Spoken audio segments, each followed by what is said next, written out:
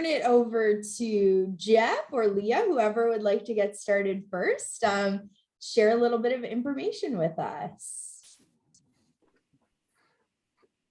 Up to you, Jeff. Would you like to go first? Thanks for the honor. Yep. Okay. So for the slides. Yeah, share. Oh, perfect. See my screen okay? Yep. Great. Okay, thank you. Welcome, everyone. So I'm going to talk a bit about counseling services at Fanshawe. If we go next slide, please.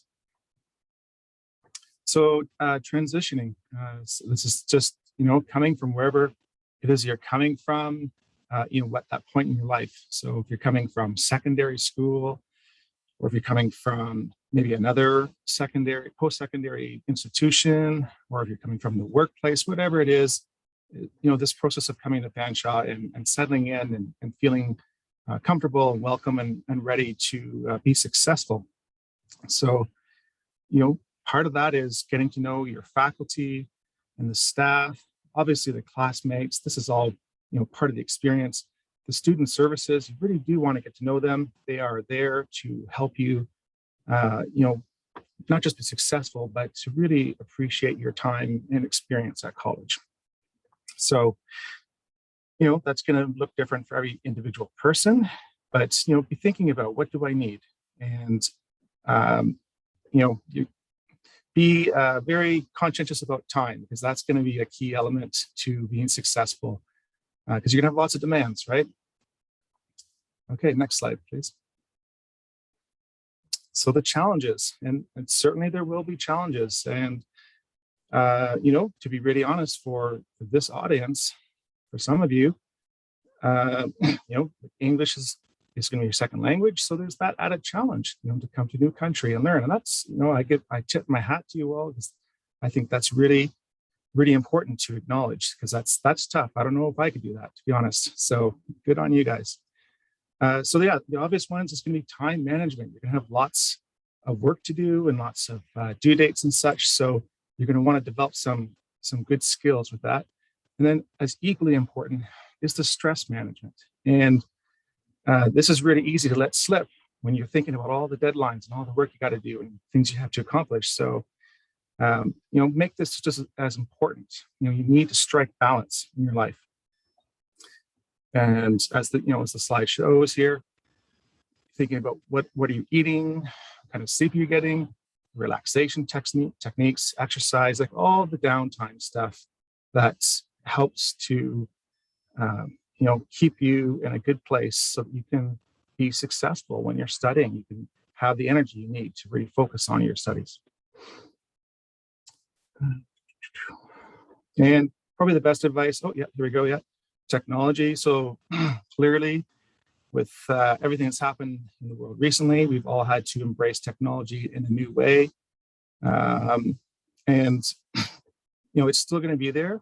If you're coming physically to campus, obviously that's great, because it's going to be a little more, in person, face to face. But technology is still going to be a big part of your learning experience. So you're going to have to embrace it, and that might mean doing a bit of troubleshooting ahead of time to make sure that your equipment works and your programs work, and you can access everything that you need to, so that you're not starting off sort of a step behind if you're having to troubleshoot later, right? Yes. Okay. So next slide. Great. Balancing life. So I mentioned this before, and it's worth mentioning again. Balance is really important, right? There's going to be challenging times, especially when we get into like exam periods, where you're probably going to be needing to focus a little more energy on prepping for tests and such. But it is really, really important that you balance your life and your studies with the other elements of your life that are really important and are, fulfilling and help you sustain yourself when you're doing the hard work of being a student.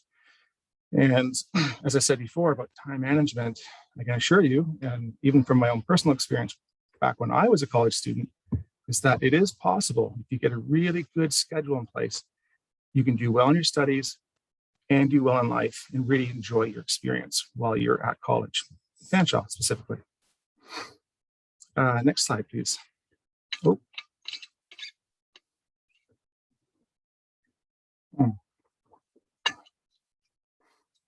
Supports and services. Yeah, please, yeah, bring all the little bubbles up. Thank you. So, as I said, all kinds of services here. So, you know, the remote personal counseling, which is what the personal counselors have been providing during this COVID disaster. That's actually been pretty helpful because even for folks who are living very far away from Fanshawe in London, we've still been able to connect with students and be able to provide them with the supports that they need while they are, you know, facing challenges. Urgent appointments. So this is like a sort of same-day service. If things are really kind of going wrong, kind of going sideways for you, you can call the front desk and we can get you set up with a counselor that same day. So we can try and address what's going on. We've got group counseling or group supports services in place, peer support, which a lot of students have said that they really enjoyed that type of support. WellTrack, I'll speak a bit more about that, but that's an app that we have that's also a great add-on to helping people with you know, their emotional well-being and challenges while they're at school. And just to go back to the actual element of counseling, you know, this is a safe, judgment-free space where you can speak with a trained professional like myself or Leah, you know, to help you in your time of need. Okay, so next slide, please. So what is personal counseling?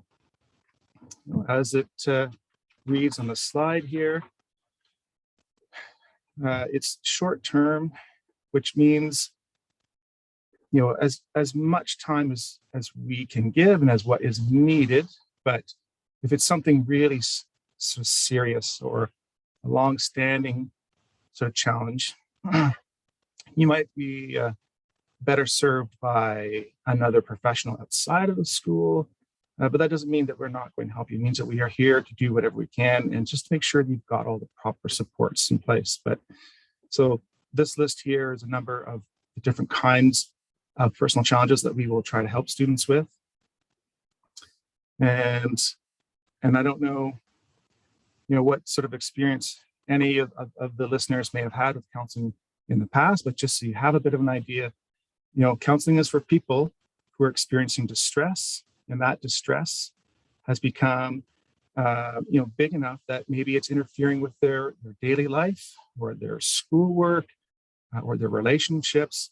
And, you know, that's when you come in to see a counselor, and we'll talk about what's happening. We'll talk about how it's impacting you and what you've been doing to try and cope with it.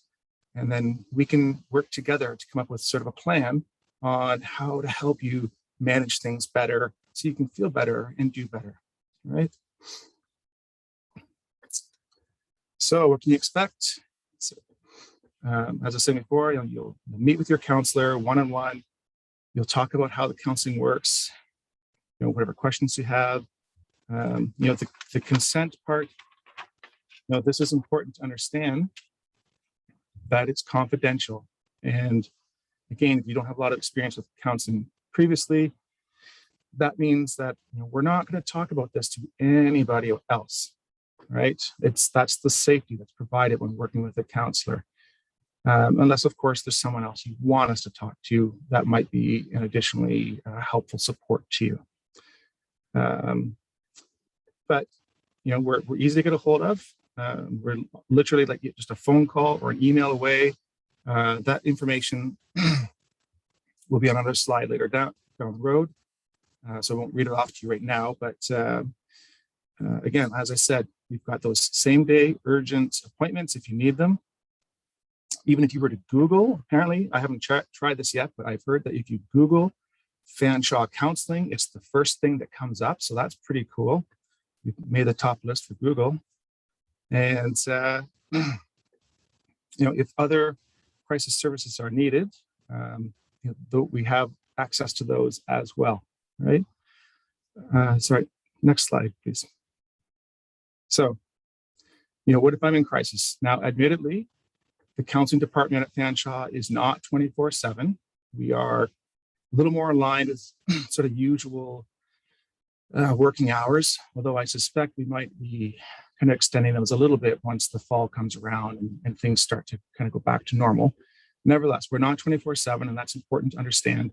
So if you really are in crisis and outside of the normal hours that you would be able to contact us, this is some great information here. So reach out. You can call that number or email the CMHA Crisis Services. They are also 24/7. And of course, 911, which is the emergency number to call here in London, in Ontario. And students, I'll just invite you now, if you like. This is a really great slide that you may want to take a screenshot of, or just have this information available, just so you know what options you have to reach out to if you are in a crisis situation. So just give you a second here to take a screenshot of that slide before we move on to our next one. And thank you. That was a fantastic reminder. All right, and we'll move on now. Thank you.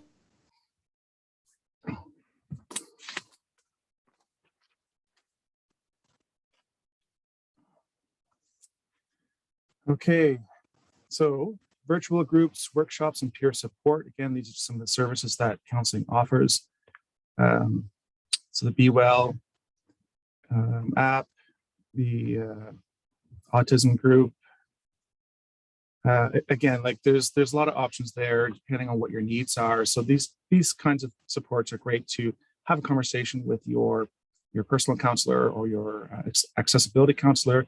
They'll find the right sort of fit for you and get you set up with whatever makes sense, right? Next slide, please. So here's the mental health toolkit, which you can access via your Fanshawe portal. And there's all kinds of great information just readily available. You can access whenever you've got the time to do so. And just again, to help you sort of find that balance as you're working hard as a student. The Well-Tracked self-help app, this is a good one. I highly recommend everyone download it and then sign up for it and just try it and kind of see, because again, I don't think you need to be in crisis in order to make use of a bit of support. And I tried it myself because I wanted to know what this service is that we're offering. And just about every day I get this little reminder every day. It's like, hey, have you checked your mood today? And I'm like, oh yeah, right. And so it's pretty good for helping folks with things like anxiety or depression or stress. And it's good for sort of tracking your mood as well as you go through your experience as a student. So making the most of Fanshawe College. So again, I mentioned earlier, I'm also a college grad and I'm biased. I really enjoyed my time at college. So I always really promote this because I do believe that the college experience, yes, you're here for your studies, but it's also an experience in life. And I want people to really embrace that. So don't wait to seek help. It's always there. So don't be afraid to ask for it. It's okay to ask for help. Get what you need. See what else the college has to offer outside of the academic elements to really participate and get the full experience and have fun, as it says. Right, next slide. Here we go. Yep. So this is the information. Another good time to take that screenshot. This is how you get a hold of us. And again, we really do encourage you to do that. And like I said before, you don't need to be necessarily in crisis, but we're definitely here as a support if you find things becoming challenging or a little overwhelming or whatever the situation may be. Right, Real Campus. So this really applies to this audience as well. This is an additional service to help provide the supports to you guys. If I understand this, Laura, so if they are not physically in London, this is the one that they can access, right? Yeah. Sorry, I'm muted. Okay. Yeah, so certainly that would be an option. But with the virtual service, if someone isn't physically in London, would they still be able to access counseling and accessibility services? Yes, as long, yeah, if they are a student, they can access the counseling and accessibility services. Absolutely. Awesome. Yeah. So good thing to know for all of our online students, just because you're not physically here in London, it doesn't mean that we're not available to help. So certainly reach out to us through all the regular means that you would if you were normally here in London, and we'll work with you. And I know there's some time difference challenges and things like that, but certainly our teams will be available to help serve students as much as we can. So yeah, so Real Campus is a great option here. So I actually, I'm not all that familiar with it, so if you guys could share a little bit more about the Real Campus program, then that would be great. Yeah, my understanding is that this is, again, like you said, time differences, but maybe there's other resources that they can access in their communities wherever they're studying from. This is the route they take in order to get that additional support. All right, so fire away. Yeah, we'll move on to the question period here. So a lot of great information just about the supports that are available, but I think that the major takeaway I'm seeing is that we're encouraging students to really be proactive when they're seeking help. Try to make those connections with the personal counselor. If you're somebody with accessibility needs, of course, reach out so that the accessibility counselors can help develop accommodation plans if that's something you need. Maybe you could just chat a little bit. We don't have too many specific questions so far in the chat, but maybe you could just describe if a student does need accommodations, what would be their process for accessing those services? That's a really good question. And the same contact information as the personal counseling, and they'll get in contact with one of our really helpful front desk support people, and they can tell them what they're sort of looking for, and they can assign them to either a personal counselor or an accessibility counselor. Again, through the Fanshawe portal, there's a link there to complete the I'm completely blanking on the name of it. Give me a second. Early here. ID? The early ID, thank you. So you complete the early ID, and that is another way that automatically generates access to getting an appointment with an accessibility counselor.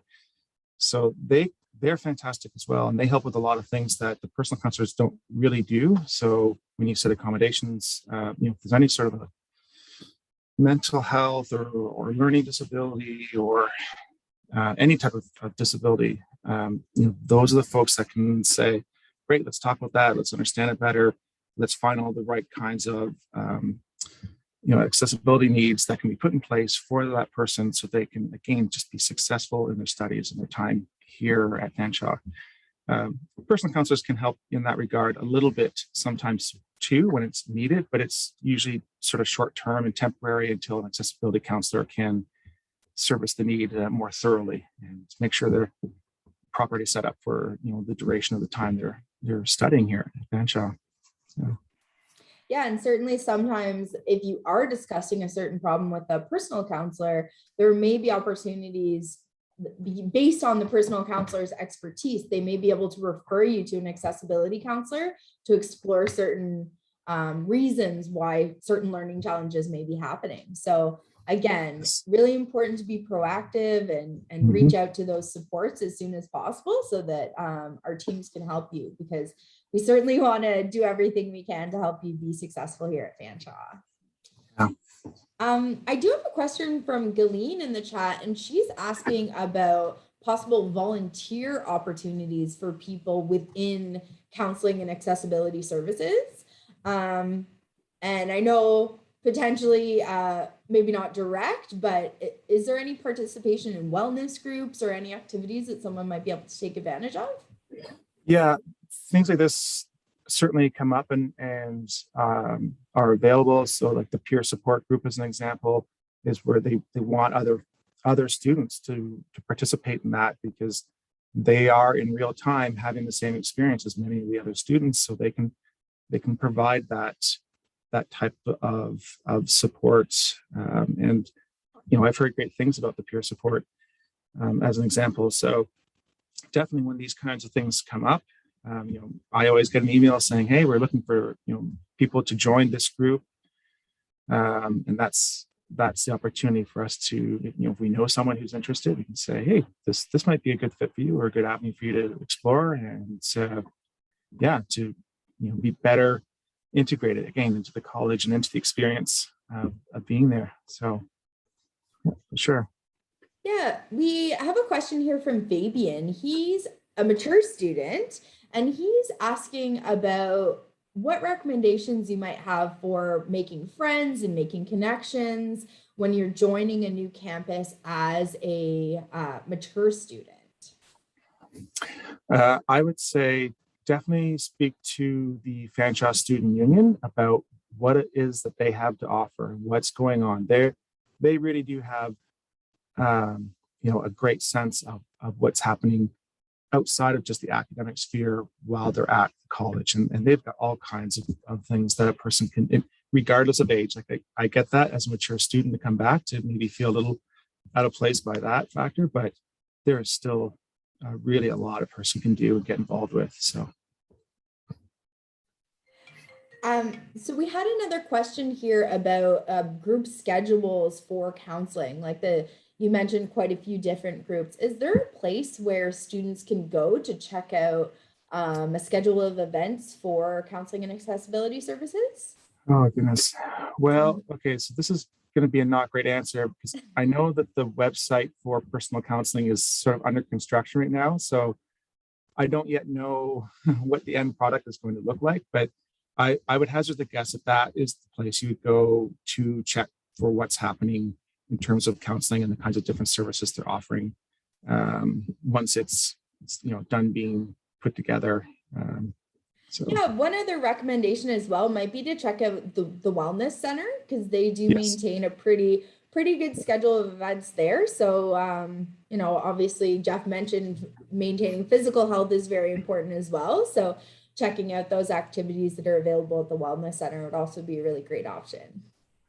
Thank you for that reminder. That is an excellent point to bring forward. Yeah. Awesome. So last few minutes for questions for Jeff, and then maybe if Leah doesn't mind, we can move on to her portion of the presentation today. So a question from Vanessa. Don't worry about joining late. We're glad you were able to join us today anyways. And we will have a copy of this presentation available on our YouTube channel. So I did mention to some other students, or at the start of our presentation, I put some links in the chat. I'll repost those again just so you have access to them.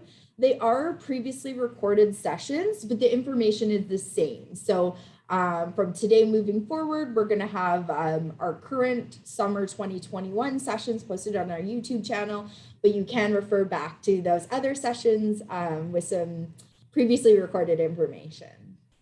So, and with that, I would love to welcome Leah to join us for the next section of our presentation today. Thank you. Good morning, everyone. I'm going to show a few videos throughout my presentation, so I'm going to probably do my own slides so I can jump back and forth if that's okay. So I'm going to start by showing you a video, but my name is Leah Marshall and I'm Fanshawe College's Sexual Violence Prevention Advisor. So I support students on campus who've experienced any type of gender-based violence, either before you came to Fanshawe or when you're a student with us. I'm going to get into it a little bit later about what I do in my position and how I may support you as a student, but I always think it's important for us to start and talk about what is gender-based violence or what is sexual violence so we're all on the same page. So I'm going to share my screen now. Sorry, Leah, if I could just interrupt you for a minute. Your sound's just a little bit low. Would you be able to turn up your volume just a tiny bit? Sure. Is that better? Just one more time, just checking. No? Is that a little bit better? Yeah, a little bit better there. Okay. I think. I can speak up too if I'll talk a little bit louder. Speak to the rafters. I'll speak up. Okay. Awesome. Thanks, Leah. I don't think I'm able to share. Are you able to enable that for me? Thank you.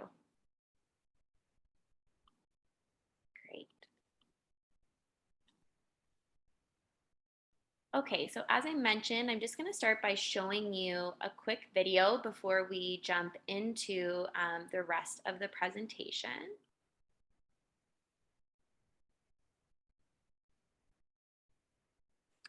Hey, did you hear? No, what's up?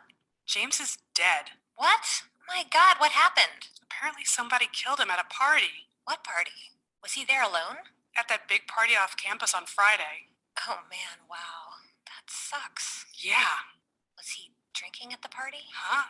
I don't know. I guess some. It was a party after all. Yeah, 'cause alcohol makes it harder to fight off a murder, and he may have made some bad choices about who to talk to. Well, everyone was probably drinking some. Yeah. I mean, what was he wearing though? What? Well, you know how he wears all those V-neck t-shirts? Yeah, but I'm just saying, if you don't want to get stabbed in the neck, consider wearing a turtleneck sweater or something. I don't think that really... Also, James was super friendly. Yeah, poor James. I mean, he was so outgoing. Yeah, nice guy. He talked to everyone. Yeah. So it's kind of no surprise that he eventually met a murderer. What? I'm just saying, if you don't want to get murdered, don't go around talking to strangers at parties and just expect it to be fine. Did he even blow the murder whistle that Student Life gave us? No, I think it was in his coat. The murder happened so fast. In his coat. Typical freshman move. I mean, 1 in 5 college students gets murdered. He should have been more careful. No one ever thinks it will happen to them. I guess. His family must be devastated. I know. They must be so ashamed that he let himself get murdered like that. It's got to be so embarrassing for them. What? No, I meant... So did they find out who did it? I mean, assuming it was a murder and not some assisted suicide thing. Hey, maybe James really wanted this to happen. No, he definitely didn't. And it was definitely Robert. Some people walked in on the murder, but they didn't think it was any of their business. Robert? Oh, he's such a nice guy. He's definitely not a murderer. He is. He definitely did it. Yeah, well, he just felt like ending James's life, and he did, but he's not like a murderer. Besides, James was such jailbait, you know? Huh? I mean, he just had that look that you can totally see wanting to commit a felony and murder him. It's perfectly normal. Poor Robert. Really, it's sad how many young people's lives are ruined just because they kill a few people in college.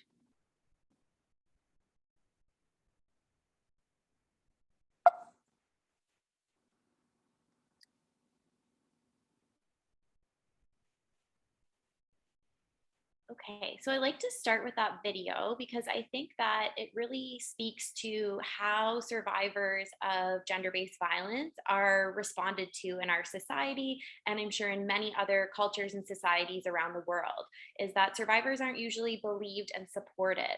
And so here at Fanshawe, we want you to know that we have support services that are in place to support people if they've experienced this type of violence, but also we're trying to change the culture on our campus to one that not only do we feel supported if we've experienced violence, but that we know how to support other students, our friends, and our peers if this has happened to them. So, what is sexual violence? It's an act of an aggression towards another person that's sexual in nature. It describes any violence, physical or psychological, carried out through sexual means or by targeting gender or sexuality. And sexual assault and sexual harassment are forms of sexual violence. So, something that I hear a lot is that sexual assault is the only form of violence. So, that would be like a physical assault. And as you all know, a lot of you are studying online, and even prior to moving all of our lives online because of COVID, a lot of this violence took place in online spaces. So, whether that be a comment, a degrading meme, or so sexual assault and sexual harassment in Canada are the legal terms. So if you're charged with the crime, that would be the terms that are used. But at Fanshawe, we use sexual violence because it's more of an umbrella. It encompasses all the different acts that may fall under that. And so I'm going to show you another quick video that speaks to the different forms that this type of violence can take.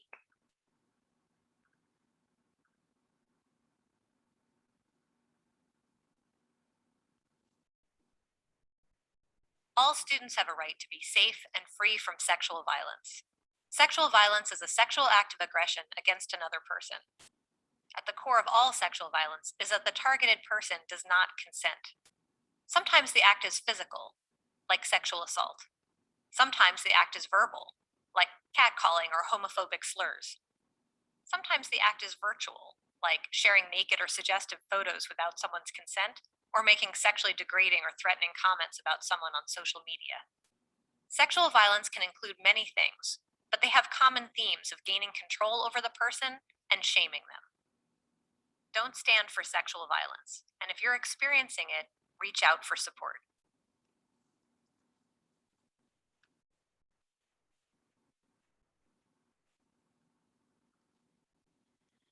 So I have a list here. It's not an exhaustive list, but I put this up to give examples of all the different forms that sexual violence could take. And this is just so we can understand that there's support for all of these things.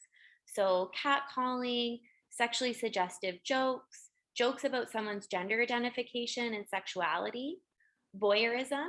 So the common slang term for that here would be like the peeping Tom. Where I see this a lot in my work is someone maybe goes on a date with someone and they set up their phone and they record the sexual encounter without the other person knowing, or someone spying on someone without their consent.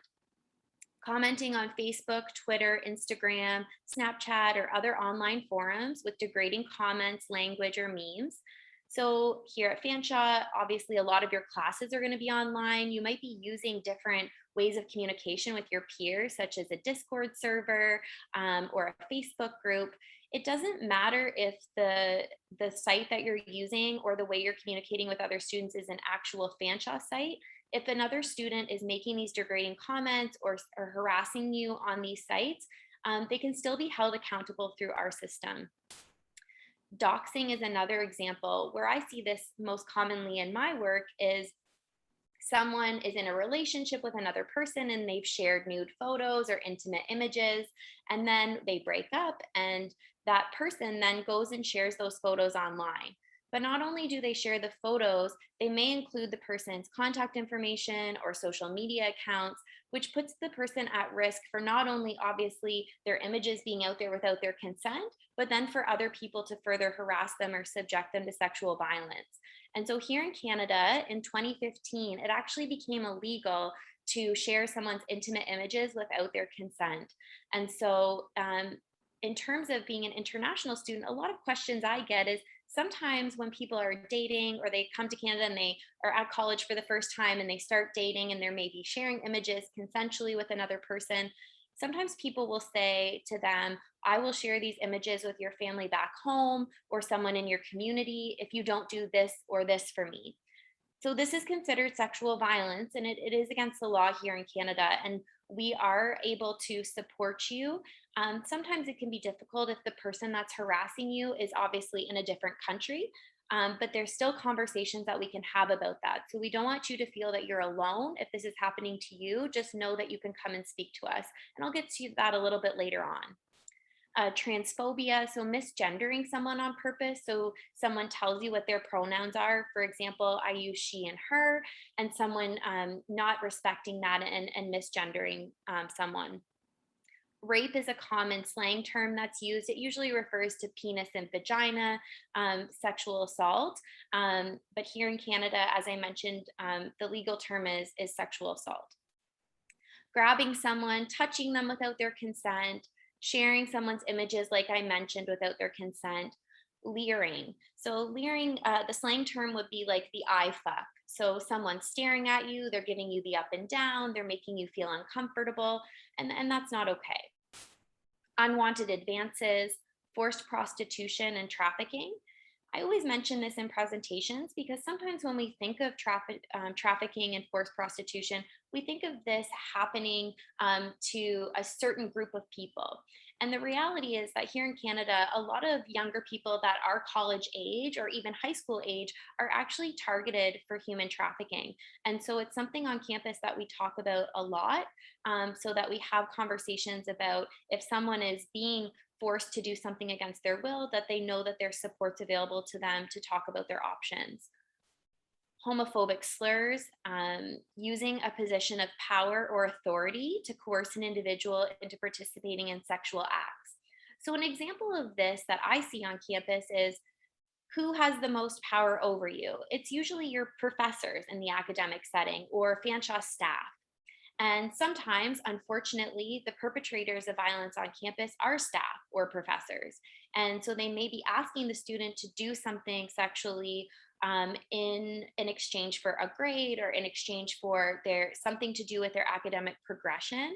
And so I think it's really important for you to know that that's not okay. It doesn't matter who the perpetrator is, if it's another student, if it's a community member, or if it's a staff member.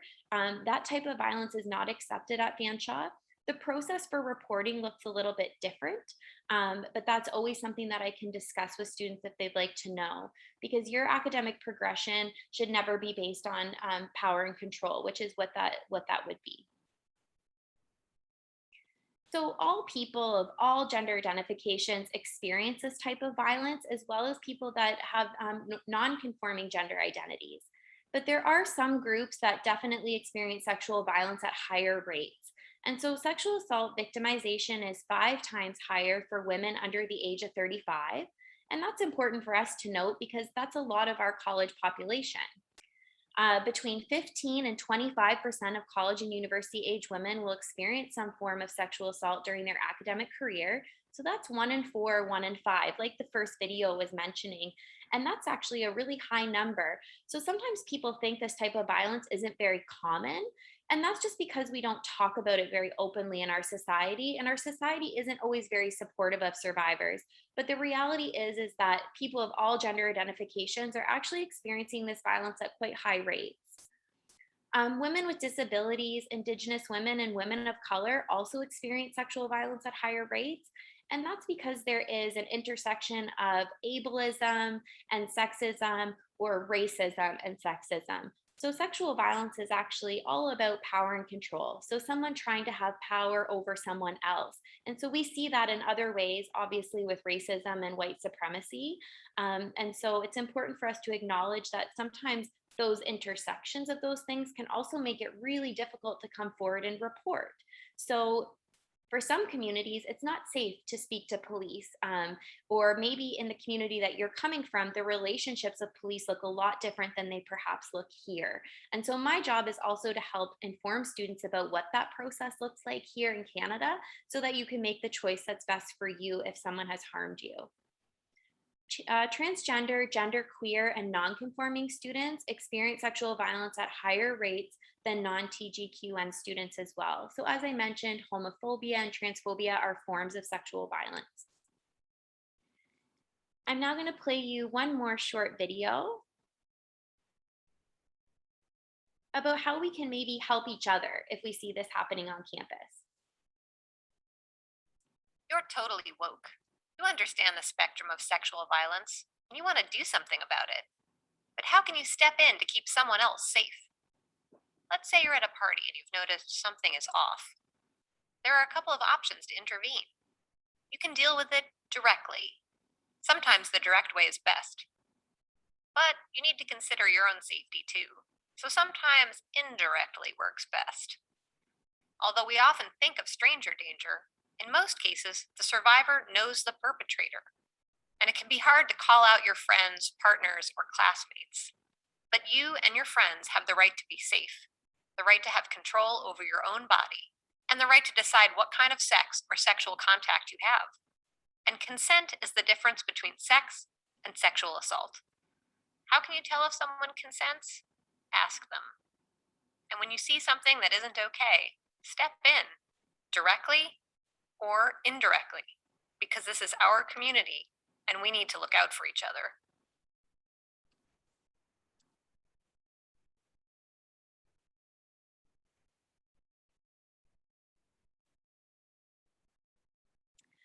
So as the video mentioned, sometimes the person that hurts us is actually someone that we know. And that can make it really difficult to come forward because of a lot of reasons. So the majority of sexual assaults happen in a private space, like a residence or a private home. And that's because usually the people that we have in our houses or in our rooms and residence are people that we know or people that we trust. I usually don't have many strangers in my house. And so the people that have access to me in a closed space are people that I most likely have a relationship with. So someone known to the survivor, including acquaintances, dating partners, and common law or married partners, commit approximately 82% of sexual assaults in Canada. So that's not saying that a stranger can't be the person that hurts us, but majority of the time it's someone that we know. And so when we think about, am I going to make a report to the police, or am I going to speak to someone about what's happening to me? Sometimes there's a lot of factors that might complicate that. If it's, for example, a parent that's hurt me, or an aunt or an uncle or a sibling, or a friend, or say it's my best friend's partner, there might be some implications to accessing that help. And so we want you to know that no matter who it is that hurts you, you can reach out for support, and you can decide what steps to take next. And it doesn't always mean reporting to the police. There's many options available to you. So I mentioned it a little bit before, but sexual violence it's actually not about sex. So sex might be the weapon that's used in the form of acting the violence out towards someone, but sexual violence is actually about power and control. So it's about someone having power and control over your body and telling you what's best for your body, and you not being able to make that decision for yourself. So what is power? It's the ability to influence the actions or choices of others. And it can be obvious, like in the case of a supervisor or a mentor, or say your boss in your part-time job, or your professor. So obviously they have power over you. They control what you do when you're in that space, or your academic progression. And sometimes it can be less apparent. So maybe there's a difference in sexual experience. So maybe you are hooking up with someone for the first time, and they've had their sexual debut and you haven't yet. And so they have different experiences than you, and it can feel like they're maybe making the decisions about what that looks like. Having power over someone can influence how comfortable we feel saying no to sex, and we might fear that there's going to be negative consequences for not consenting. So consent is never possible when we don't feel like we have the option to say no. According to the Canadian Federation of Students, most on-campus sexual assaults occur during the first 8 weeks of classes. So orientation week, it's obviously a very exciting time because we're starting our classes, we're seeing what college is all about, all the things that Jeff spoke about. But it also presents a heightened risk of sexual assault. And that's because there's just many more of us in one space than there was before. So as members of this community, it's important for you to know what it is, and I hope that you have a better understanding of what sexual violence is after today, but also how to respond. And not only for yourself, knowing what resources are available, but also knowing where to send your friends or your peers or people that you know from back home that are students that maybe haven't attended this presentation or don't know what supports are available. So at Fanshawe, we have a sexual violence policy, and I don't expect anyone to sit down and read a really big 20-page document. And so I always pull out what I think is the most important piece for you to all know. And that's that all members of our community have a right to a work and study environment that's free from any form of sexual violence. So any of the things that we talked about.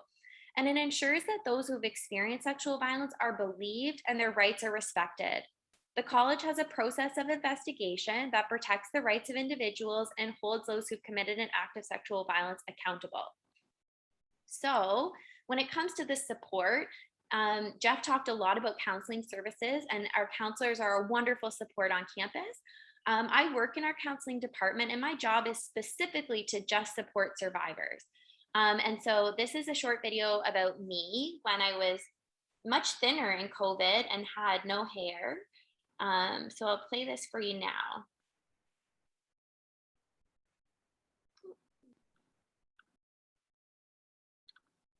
Sorry, 1 second.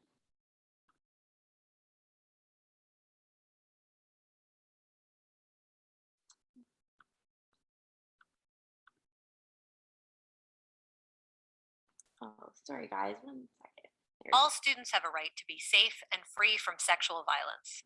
Sexual violence is... Sorry, 1 second. Technical difficulties.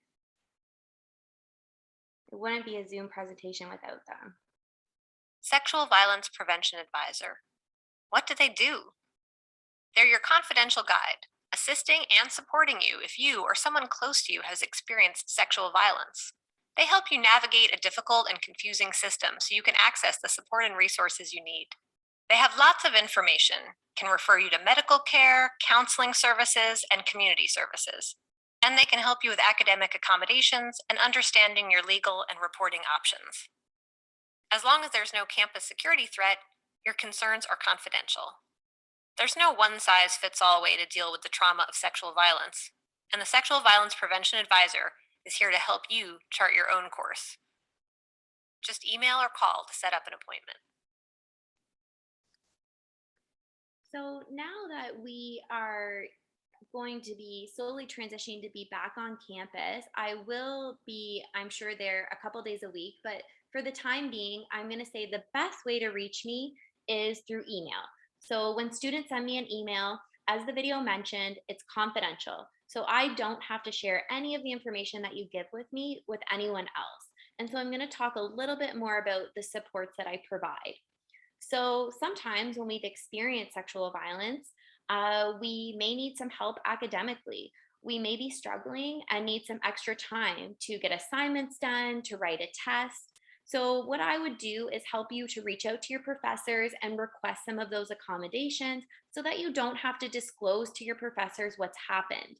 So, as survivors, a lot of the times we have to tell our story to so many people to get to the right place. And so, my job is to help you on campus not have to do that. You don't even have to tell me what happened if you don't want to. I can provide you all of these supports without having that information.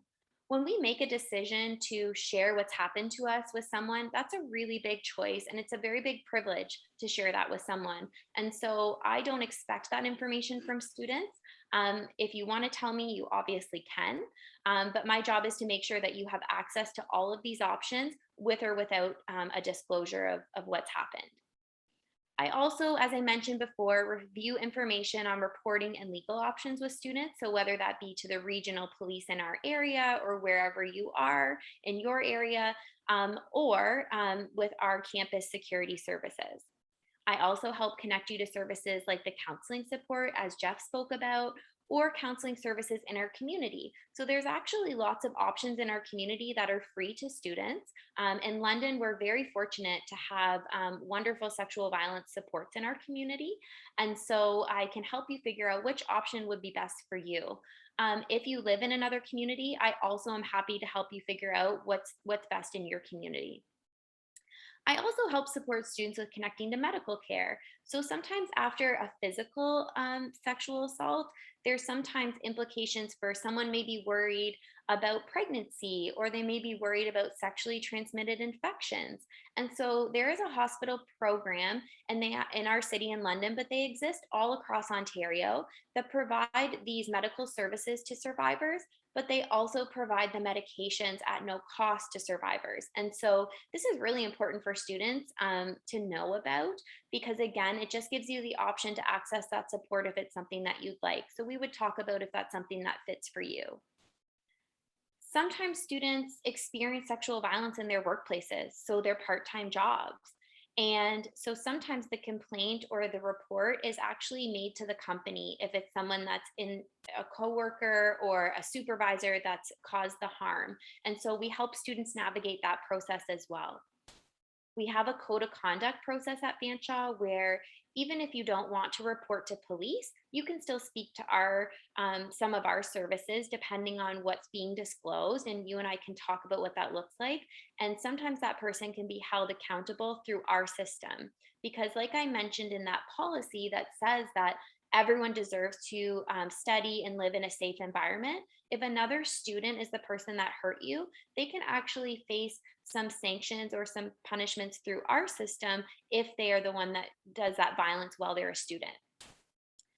A lot of survivors in the last couple of years have found that some of those systems don't work for them, and that's okay. All of these options aren't right for everyone. And so, a lot of the times, people will ask about sharing their stories online or having different ways to share what happened to them. And that's something we can talk about too. So, some of you may or may not be familiar with the Me Too movement. And that movement is really about acknowledging that this happens to many people and that not all systems support us or give us the justice that we're looking for. And so there's other ways to seek that healing. What I will not do. So this is really, really important for international students. I get a lot of questions about what happens if I report or I tell you what happened. Will you contact Canadian Border Services? Will you contact my family or my parents back home? And that can be very dangerous for some people, depending on the culture or the situation that you come from. And so we acknowledge that that information will not be shared with Canadian Border Services if you are the survivor. If you are the perpetrator, if you are someone that has committed sexual violence against someone, that's the person that may get reported to Canadian Border Services and to the police. So if you are the survivor or the victim, we do not let Canadian Border Services know. We actually don't let Fanshawe International know either, unless you've asked for that support or for them to be involved. And we will not contact your family back home. So it's not going to, I think sometimes people worry that it's going to impact their visa application, their visa or their application for citizenship. And as a survivor of a crime, it does not impact that for you. So how can we change this culture? So I've told you how it happens quite frequently. I've told you a lot about how people maybe aren't supported in our society or even globally. And so I want to talk a little bit about how we can make campus and our community safer for everyone, and just a safer place to be as a survivor if we've even had these experiences. So first of all, we can have conversations about the sexual interactions that we want and we don't want. And so as the videos mentioned, if you're unsure about something, just ask the person. Don't assume you know what someone else wants for their body. Sex should be agreed upon, fun, wanted, and pleasurable. And so I like to think of sex as a buffet. Every time I go up to a buffet table, I don't get the same thing. So I may take a little bit of this or a little bit of that, or I may see something that I really like and I just heap my plate up with that one item. And so sex is really similar to that. I don't want the same things every time I have an interaction with someone, whether that's with my long-term partner or just a hookup partner. I may want a little bit of this or a little bit of that. And so we need to have those conversations because that's kind of similar for everyone. Our minds can change. We can decide that we want something or don't want something, even if it's with our partner. And so you need to think about, how do I ask somebody what they want? And how do I make sure that it's okay what I'm doing if I'm unsure? So I won't talk a lot about consent, but I'm just going to give you the basics. So consent is freely given. So we talked about that. It has to be given because somebody wants to give it, not because someone's pressuring them to. It's reversible, so I can change my mind. I can start doing something and then decide, yeah, hey, that's not for me. I think I want it to stop now, and that's okay. It's informed, so I know what I'm getting myself into.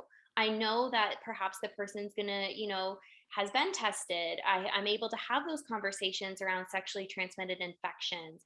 I'm able to have a conversation around protection, whether that's a dental dam or a condom. These are also products I just want you to know as students that we provide at a lot of our programming. And we also, in our programming, talk a lot about sexual health overall. So if you're coming from a community where there has been no sex education or sexual health information, there's still spaces in our events to learn about that on campus when you're with us. It's enthusiastic, so I want to do it. I'm interested, I'm involved, and I can tell that my partner also is showing me through their actions and their words that it's something that they want. And it's specific. So I know what I'm doing. I know what I'm asking for. And if I'm unsure, again, I'm checking in and I'm asking. I'm going to play one more short video. I'm just watching the time. I know I only have 5 minutes left. So I think this is an important one. And for those of you that are tea drinkers, I think you may enjoy it as well.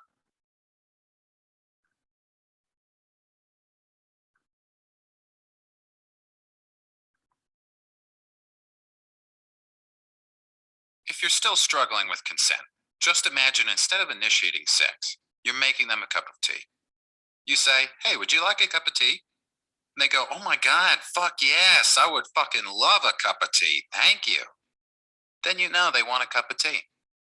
If you say, hey, would you like a cup of tea? And they're like, I'm not really sure. Then you could make them a cup of tea or not, but be aware they might not drink it. And if they don't drink it, then, and this is the important part, don't make them drink it. Just because you made it doesn't mean you are entitled to watch them drink it. And if they say no thank you, then don't make them tea at all. Just don't make them tea. Don't make them drink tea. Don't get annoyed at them for not wanting tea. They just don't want tea, okay? They might say, yes, please, that's kind of you. And then when the tea arrives, they actually don't want the tea at all. Sure, that's kind of annoying as you've gone to all the effort of making the tea, but they remain under no obligation to drink the tea. They did want tea, now they don't. Some people change their mind in the time that it takes to boil the kettle, brew the tea, and add the milk. And it's okay for people to change their mind. And you are still not entitled to watch them drink it. And if they're unconscious, don't make them tea. Unconscious people don't want tea. And they can't answer the question, do you want tea? Because they're unconscious. Okay, maybe they were conscious when you asked them if they wanted tea. And they said yes. But in the time it took you to boil the kettle, brew the tea, and add the milk, they are now unconscious. You should just put the tea down. Make sure the unconscious person is safe. And this is the important part again. Don't make them drink the tea. They said yes then, sure, but unconscious people don't want tea. If someone said yes to tea, started drinking it, and then passed out before they'd finished it, don't keep on pouring it down their throat. Take the tea away. Make sure they're safe, because unconscious people don't want tea. Trust me on this. If someone said yes to tea around your house last Saturday, that doesn't mean they want you to make them tea all the time. They don't want you to come around to their place unexpectedly and make them tea and force them to drink it going, but you wanted tea last week. Or to wake up to find you pouring tea down their throat going, but you wanted tea last night. If you can understand how completely ludicrous it is to force people to have tea when they don't want tea, and you're able to understand when people don't want tea, then how hard is it to understand it when it comes to sex? Whether it's tea or sex, consent is everything. And on that note, I'm going to go make myself a cup of tea.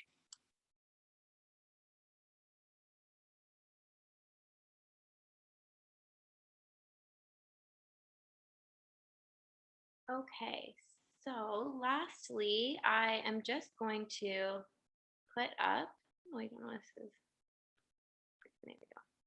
I'm going to put up my contact information. So if you'd like to take a photo or a screenshot of this now. Also, you'll probably be receiving welcome kits that will have some fun things from our department as well. But I just want to thank everyone for taking the time to sit through the presentation. I know it's a little bit long and it's a lot of information, but I'm always open to students emailing me if you have any questions. You don't have to have experienced this type of violence. If there's anything that piqued your interest in the presentation that you want to know more about, like the events or anything to do with sexual health here in Canada, I'm happy to have those conversations with you. So thank you so much. Thank you so much, Leah, for a really great presentation. It is a lot of information, and I'd just like to say thank you to everybody who has paid such great attention to everything Leah's had to say today, and of course what Jeff's had to say as well. But I think ultimately it's all of our community's commitment to supporting each other that will really make things successful in the future. So you have Leah's contact information there. There were a couple of questions in the chat, so I just encourage those people to reach out to Leah directly if you had specific questions. But with that, it is 10:30 now, so we'll wrap up our session. I hope that everybody will be able to join us on Monday, same time, same place, 9:30 here on Zoom.